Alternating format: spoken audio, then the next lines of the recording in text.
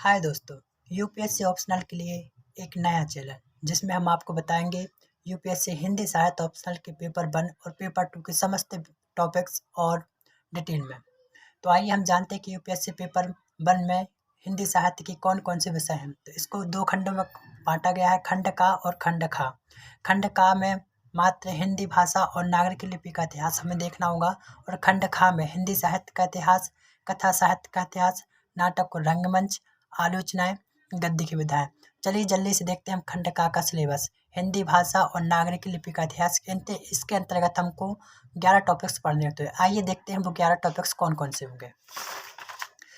तो खंड का में हिंदी भाषा और नागरिक लिपि का इतिहास के अंतर्गत हमें सबसे पहले टॉपिक देखने को मिलेगा, वो है अपभ्रंश, अपहट और प्रारंभिक हिंदी का व्याकरण तथा अनुप्रयुक्त स्वरूप।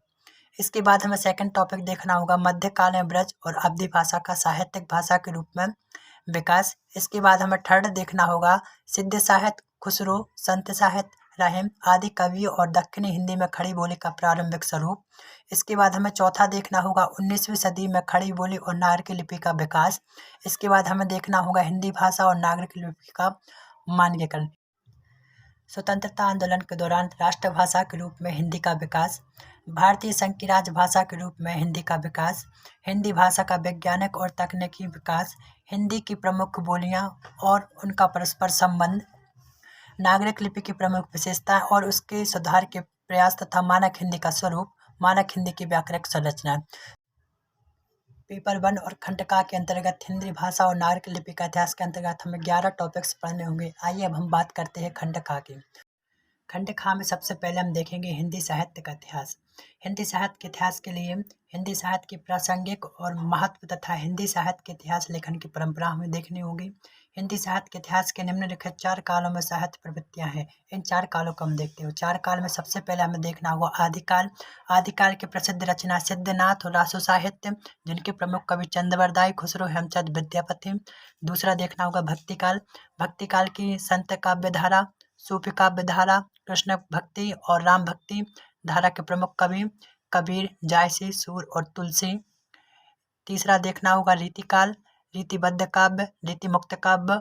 इसके प्रमुख कवि देखने होंगे हमें बिहारी, केशव, पद्माकर और घनानंद। हमें देखना होगा आधुनिक काल। आधुनिक काल के अंतर्गत नवजागरण, गद्य का विकास, भारतेंदु मंडल। प्रमुख लेखक हैं इसके भारतेंदु, बालकृष्ण भट्ट, प्रताप नारायण मिश्र। आधुनिक हिंदी काव्य की प्रमुख कविताएं देखने को मिलेंगी। इसमें हमें देखने होंगे छायावाद, प्रगतिवाद, प्रयोगवाद, नई कविता, नवगीत, समकालीन कविता और जनवादी कविता।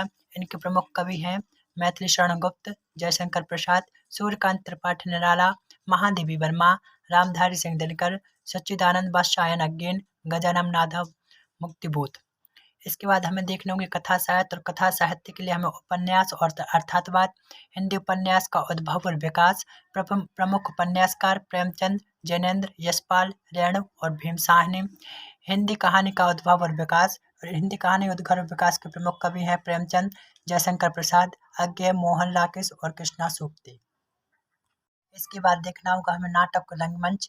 हिंदी नाटक का उद्भव और विकास। प्रमुख नाटककार भारतेंदु, जयशंकर प्रसाद, गिरीश चंद्र माथुर, राम कुमार वर्मा, मोहन राकेश। हिंदी रंगमंच का विकास। उसके बाद 5वां टॉपिक हम देखेंगे आलोचना। हिंदी आलोचना का उद्भव और विकास। सिद्धांतिक, व्यवहारिक, प्रगतिवादी, मनोविश्लेषणवादी आलोचना और नई समीक्षा।